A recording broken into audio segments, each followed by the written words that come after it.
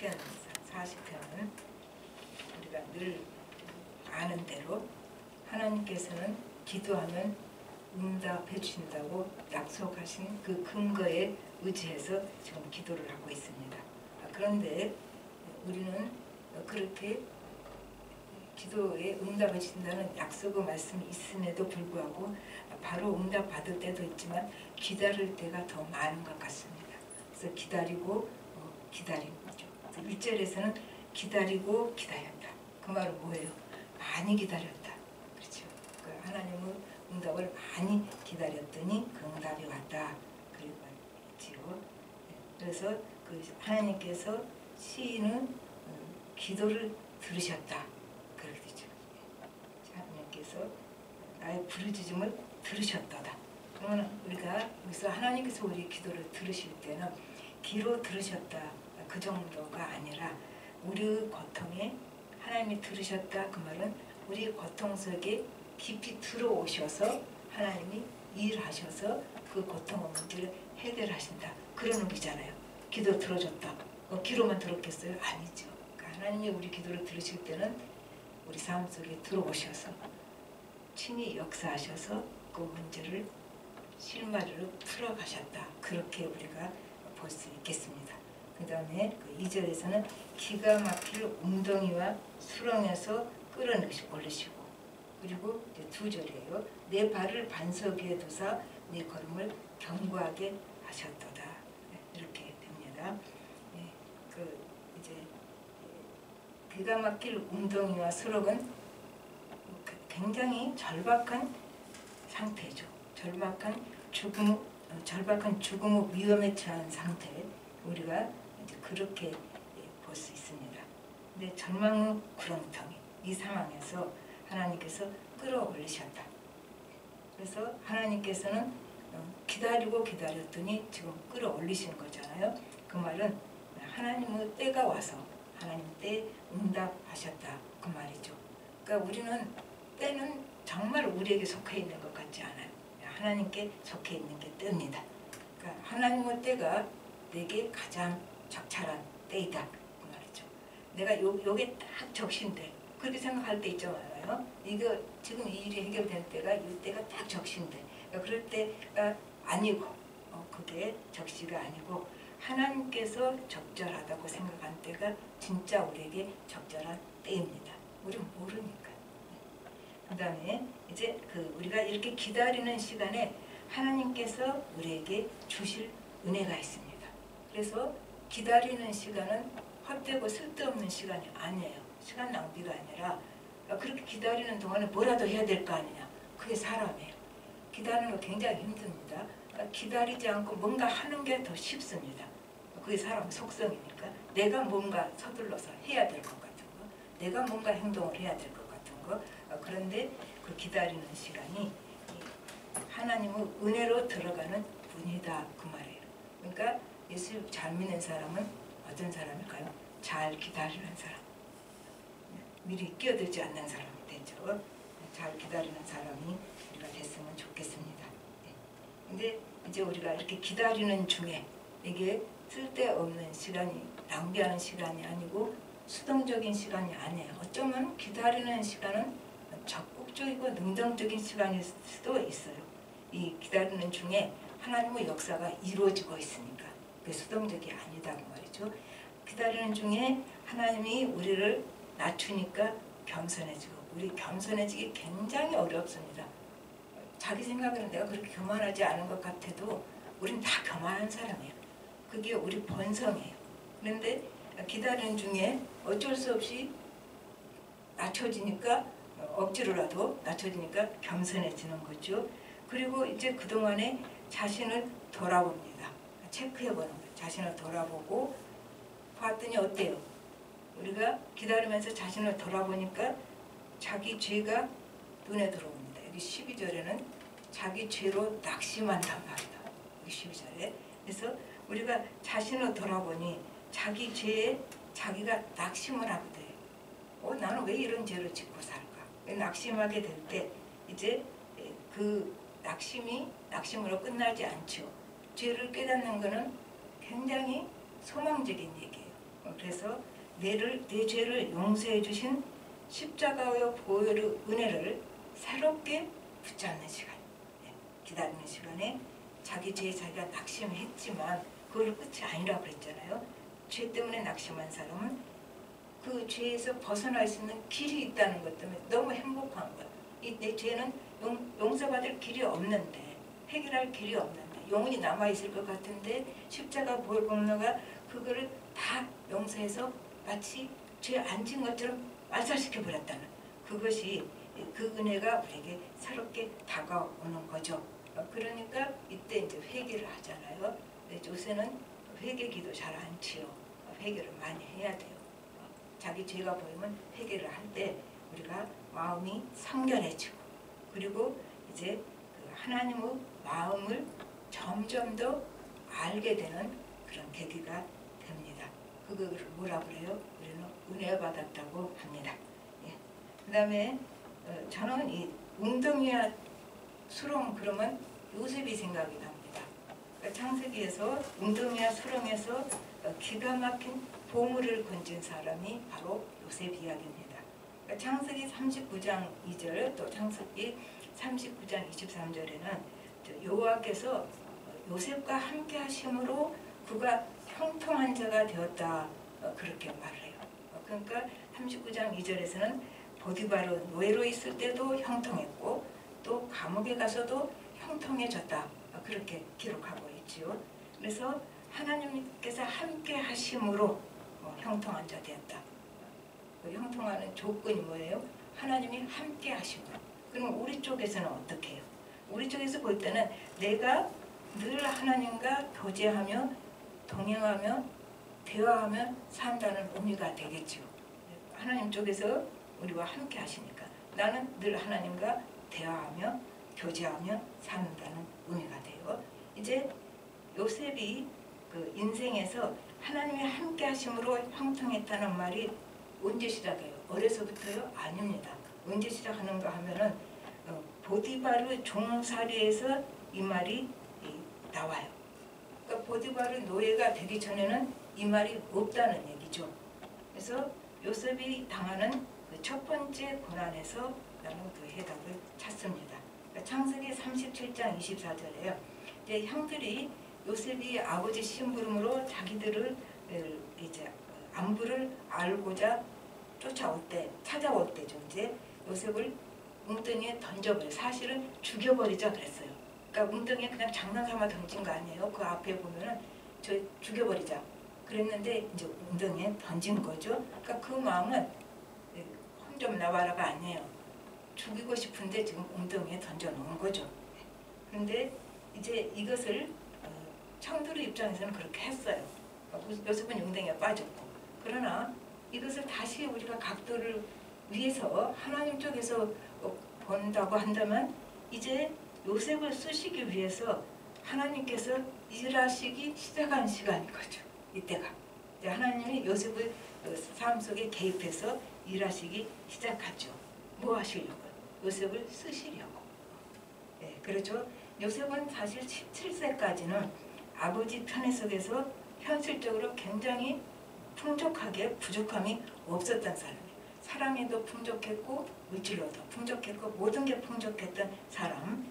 그런데 이제 갑자기 웅덩이에 던져진 순간에 요셉은 전에 그런 절망스러운 순간이 없었기 때문에 철저히 절망했을 것입니다. 그러니까 형들이 떠나면 그 벌판에서 방목하는 벌판이잖아요. 자기는 그 구덩이에서 소리를 지른다고 어디 들리겠어요? 이제 목마르고 굶어 죽어야 하는 상황입니다. 그러니까 요셉이 여기에서 이 구덩이에 던져졌을 때, 다행히 물 없는 구덩이에요. 웅덩이죠. 여기에서 철저히 깨지고 낮아졌을 거라는 얘기입니다. 그래서 우리가 죽어야 새 생명을 얻습니다. 그리고 깨져야지 이제 새로 빚어집니다. 근데 우린 다 입으로는 내가 죽게 하소서 그렇게 말하는데 실제로 안 죽어요. 금방 죽은 척 하다가 다시 살아납니다. 그게 우리예요. 죽어야지 새 생명이 우리를 통해서 확 역사할 텐데 그걸 못 누리는 거예요. 못 죽어서. 혹시 죽어야 된다는 거는 다 알아요, 이론적으로. 그러니까 어떻게 죽은 척 실제로 죽지 않은 거죠. 정말 죽은 사람은 무슨 일이 와도 주님은 생명이 역사할 거 아닙니까? 그거 안 된 거 보면은 역시 안 죽은 거예요. 죽은 척했지. 그리고 우리가 깨져서 새롭게 빚어져야 되는데 안 깨져. 그러니까 옛날 모습이 계속해서 보이잖아요. 우리 속에서도. 그런데 요셉은 여기서 철저히 깨지고 이제 죽었다는 것을 볼 수 있습니다. 그러니까 이제 절대적인 절망에서 요셉은 뭐 했을까? 웅덩이에서 그냥 하나님 불렀겠지요. 그렇지 않았을까요? 모르겠어요. 하여튼 하나님을 불렀을 것 같아요. 그런데 자기 생각은 그게 응답이죠. 형들이 끌어내서 이제 미디안 대상에게 팔립니다. 그러니까 던져놓고 형들은 사실은 딴 쪽에 가서 음식을 먹고 있었어요. 그런데 이제 미디안 대상이 지나가니까 이게 하나님의 방법이죠. 요셉을 살리는 방법. 그냥 미디안 대상에 팔아먹자. 그래서 20에 팔아먹습니다.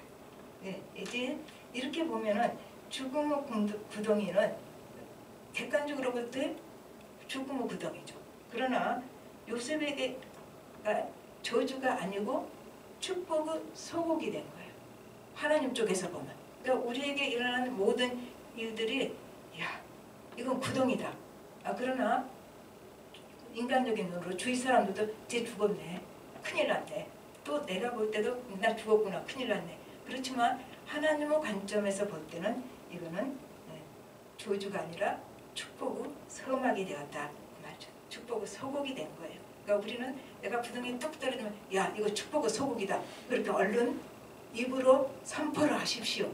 그러면 축복의 소곡이 된다고요. 왜냐하면 우리가 하나님 안에 있잖아요. 하나님 밖에 있는 사람 이게 안 돼요. 하나님 돌보심을 그렇게 받지 못하니까. 그러나 하나님 안에 있는 사람은 웅덩이가 저주가 아니라 축복의 소곡이 될 수밖에 없다고 말이죠. 왜냐하면 하나님이 역사하시고 하나님의 허락 하에서 우리가 웅덩이에 빠졌기 때문에 그런 거죠. 그러니까 이제 요셉이 여기서 철저히 깨지고 그 다음에 어떻게 돼요? 하나님의 사람이 된 거죠. 하나님의 사람은 하나님이 주인인 사람이에요. 하나님의 사람, 그럼 너무 어렵게 생각할 거 없어요.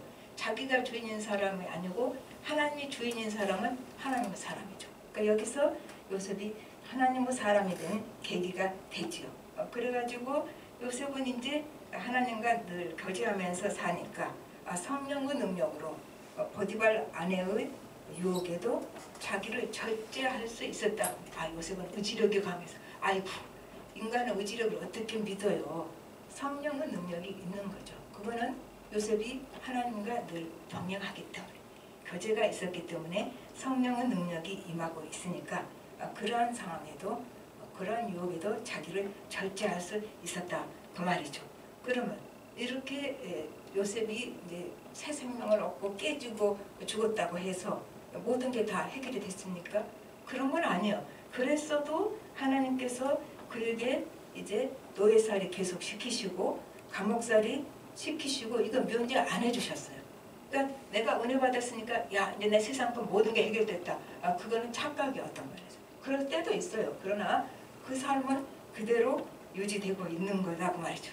그러니까 이런 은혜를 가지고 살았지만은 제일 중요한 거 있어요.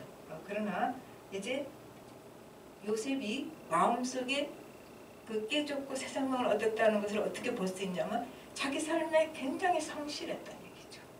그게 차이점이에요. 겉으로는 똑같은 노예살이, 겉으로는 그 이제 죄수. 그래도 마음속에서 하나님의 역사가 크게 일어나고 있는 사람은 자신의 삶에 성실해서 이제 가정 총무를 시킬 만큼 자기 삶에 성실했고 또 이제 죄수일 때도 성실했고 그렇죠? 그러니까 하나님께 하듯이 하나님 은혜 받은 사람은 자기에게 주어진 삶을 어떻게 살아요? 하나님께 하듯이 사는 거예요. 그래서 그 삶이 아름답게 빚어져 가는 거죠. 우리가 하나님께 하듯이 삶을 사니까. 그러니까 우리는 하나님께 하듯이 그러면 하나님 따로 있고 내 삶 따로 있고 이게 문제인 거죠.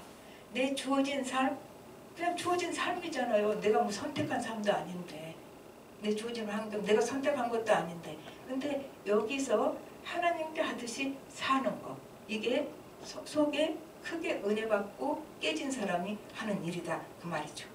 그러니까 이제 창세기 41장 38절에서는 바로가 그 신하들에게 이르러 이와 같이 하나님의 영에 감동된 사람을 우리가 어찌 찾을 수 있으리요. 예수 안 믿는 이방인도 이렇게 되는 거죠. 그러니까 내가 만나는 사람들이 나를 보고 이 말 할 수 있어야 돼요. 하나님의 신에 감동되고 그거는 이제 모르니까 그 사람들이 저 사람 진짜 예수 믿는가 봐. 그 소리는 들어야 될 거 아닙니까? 근데 우리 그 소리 잘 못 듣죠. 저 사람 진짜 크리스찬이네. 이 말을 우리가 들을 수 있어야 된다 그 말이죠.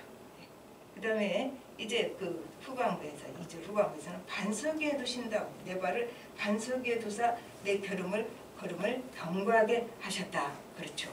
이제 하나님은 그 수렁에서 우리에게 은혜를 베푸시고 그 은혜를 깨달은 사람은 반석이신 예수 그리스도 위에 내 믿음을 확실하게 세워주신다 그 말이죠. 확실하게 세워주시고 내 삶의 터전도 견고하게 안전하게 세워주신다는 얘기입니다. 그 다음에 이제 3절로 갑시다. 새 노래 곧 우리 하나님께 올릴 찬송을 내 입에 두셨으니 많은 사람이 보고 두려워하여 여호와를 의지하리로다. 이제 이렇게 나죠. 그러니까 새 노래로 하나님을 찬양. 어떤 분은 새 노래라고 하니까 매일 새 곡을 가져와야 된다고 생각을 하더라고요. 그런 의미가 아니고 계시록 14장 3절에 새 노래의 의미가 확실히 나와요. 구원받은 자만이 부를 수 있는 노래가 새 노래입니다. 그러니까 우리는 모두 새 노래 부를 수 있는 거죠. 그래서 예수 그리스도 대속의 은혜, 내 죄를 용서해 준 그 십자가 은혜, 그 은혜가 날마다 새롭게 내 마음에 임하면 그 새 은혜 가지고 이것을 또 노래하면 똑같은 노래도 뭐가 돼요? 새 노래가 되는 거죠. 새 노래로 진짜 새 노래로 부를 수도 있고 옛날 노래라도 괜찮아요. 그 대속의 은혜가 나에게 새롭게 부어져서 그 새 은혜 받은 마음으로 노래를 부르면은 찬양을 부르면 그게 새 노래가 아니겠습니까? 그러니까 우리는 매일 새 은혜가 필요하고 이 세상에 험해서요 우리 그냥 받은 은혜 갖고 살기 힘들어요. 그래서 우리는 매일 새 은혜가 필요하고 그 새 은혜를 가지고 하나님의 내게 행하신 그 사랑의 십자가를 생각하면서 새 노래를 부르고 그러면 우리는 매일 새 노래를 부를 수가 있다 그 말입니다. 근데 여기서 재미난 게 찬양을 듣고 그려지고 또 찬양을 보고 그래요. 그러니까 여기 조금 비약을 해봅시다. 찬양을 본단 말은 하나님께 드리는 찬양에 합당하게 삶이 살 때, 그래서 내 삶이 하나님을 높이는 찬양이 될 때 이제 나를 보고 사람들이 하나님을 의지하게 될 것이다. 여기 의지하게 될 것이다는 여기 나온 말이에요. 여호와를 의지하리로다. 내 찬양을 보고. 그러니까 내가 하나님을 높이는 삶을 살 때, 삶이 하나님께 드려지는 찬양이 될 때 나를 보는 사람들이 하나님을 의지하게 될 거다. 그 말입니다. 우리 11절까지 읽었는데 너무 길어서 그냥 요약을 합시다. 4절부터 11절까지는 이제 하나님과 깊은 교제 속에서 하나님의 마음이 이 시인의 마음에 들어옵니다. 그래서 하나님이 무엇을 좋아하고 무엇을 싫어하는지를 일목요연하게 얘기를 합니다. 거만하지 않고 하나님을 의지하는 자가 복이 있다. 누가 복이 있냐? 하나님 의지하는 자다. 그리고 이제 하나님이 우리를 생각하는 마음이 얼마나 많은지 셀 수가 없다. 그게 5절이에요. 그리고 또 이제 6절에서는 하나님께서 제사와 예물을 기뻐하지 않고 번제와 속죄제를 요구하지 않으신다. 이제 드리지 말라는 소리예요. 그게 아니고 예배가 그 형식적인 예배가 아니라 우리 마음이 온전히 하나님께 드려지는 것, 우리 자신이 온전히 하나님께 드려지는 그러한 예배를 원하신다. 그걸 알게 돼요. 그리고 이제 7절, 8절에 대해서는 예수님이 하신 얘기가 나와요. 7절에 보면은 내가 왔나이다. 나를 가리켜 기록한 것이 두루마리 책에 있나이다. 나의 하나님이여 내가 주의 뜻 행하기를 즐거우니 주의 법이 나의 심중에 있나. 이거 예수님이 하신 말씀. 그러니까 예수님에 대한 예시까지 보게 되는 거죠. 하나님의 은혜 안에서. 그리고 이제 그 9절과 10절에서는 예배가 우리 삶 속에 이렇게 배어들 때, 삶이 예배가 될 때 이제 하나님에 대한 말씀을, 복음을 전할 수밖에 없다. 전한다고 써져 있어요. 그래서 예배가 내 삶에 배어들면 어쩐다고요? 하나님을 전한다. 하나님에 대해서 얘기하게 된다. 그 말이 되죠. 그래서 이제 여기까지 잘 왔는데 12절, 17절 안 읽었잖아요. 12절부터. 이 말은 우리가 은혜 받고 응답받고 그래서 그러면 삶이 여기서 끝나면 참 좋잖아요. 근데 삶이 그걸로 끝이 납니까? 우리 삶은 계속됩니다. 그런데 여기서 또 12절만 한번 봅시다. 수많은 재앙이 나를 둘러싸고 나의 죄악이 나를 덮침으로 우러러 볼 수도 없으며 죄가 나의 머리털보다 많으므로 내가 낙심하였습니다. 그래야 돼요. 그러니까 재앙이 둘러싸는 것도, 그러니까 한번 은혜 받고 문제가 해결됐고 그걸로 끝인 줄 알아요. 사람들이. 아니에요. 그게 시작이다. 또 재앙이 있고 또 자기 죄를 보게 되고 이제 하나님께 또 하나님이 위대하시다고 나와야 돼. 위대하심을 찬양하고 그리고 또 간절히 기도하고 기다리고 그 말이 여기 계속되는 거예요. 보통 시편 이렇게 않잖아요. 근데 이 시편은 그게 다시 또 반복이 되는 느낌이 듭니다. 그래서 우리가 한 가지 알 수 있는 것은 우리가 기가 막힌 웅덩이와 그 수렁에 들어간 것은 우리에게 저주가 아니고 우리에게는 축복의 소복이 될 수가 있다. 그 말이죠. 그래서 그 속에서 하나님의 은혜 속에 살면서도 하나님을 의식하지 못하고 당연한 줄 알고 내가 하나님 은혜 속에 지금 얼마나 많이 누리고 사는데 그걸 모르고 당연히 살다가 깜짝 놀라서 이제 많은 어려움 속에서 나를 끝까지 사랑하시고 인도하시는 하나님을 더 붙잡게 되고 그 십자가의 대속의 은혜를 더 깊이 깨닫게 되는 계기가 됩니다. 그래서 이제 우리가 삶의 파도가 계속 밀려올 거예요. 아무리 은혜를 받아도 죽을 때까지. 그렇게 하더라도 그 삶의 파도가 올 때마다 내 마음은 하나님과 더 깊은 교제가 이루어지고 하나님을 점점 더 알아가는 거죠. 그리고 내 마음이 하나님 마음과 일치되어져 가고 그리고 어쩔까요? 나는 이 삶의 그 파도를 계속 겪으면서 하나님을 늘 찬양하고 기도하고 똑같이 반복적인 삶 같지만 그건 반복적인 삶이 아니라고 봅니다. 그걸 계속해서 이 과정을 엮어가면서 삶을 살아가는 사람 속에는 그 마음속에 십자가가 깊이 새겨집니다. 누구도 빼앗을 수 없는 그 십자가의 사랑에 대한 그 견고한 믿음이 더 세지고 그리고 영적으로 더 성숙해지고 그리고 하나님의 마음과 그 마음이 일치해져가는 이러한 큰 축복을 받게 됩니다. 우리 모두가 다 이런 축복을 받았으면 좋겠습니다. 네, 다 같이 기도하겠습니다. 하나님 아버지 주님의 은혜를 감사를 드립니다. 늘 우리는 운동에 빠지기도 하고 그래서 또 기도하고 기다리고 있다가 하나님의 돌보심을 받고 하나님의 얼굴을 우리에게 향하시고 은혜를 베푸심을 압니다.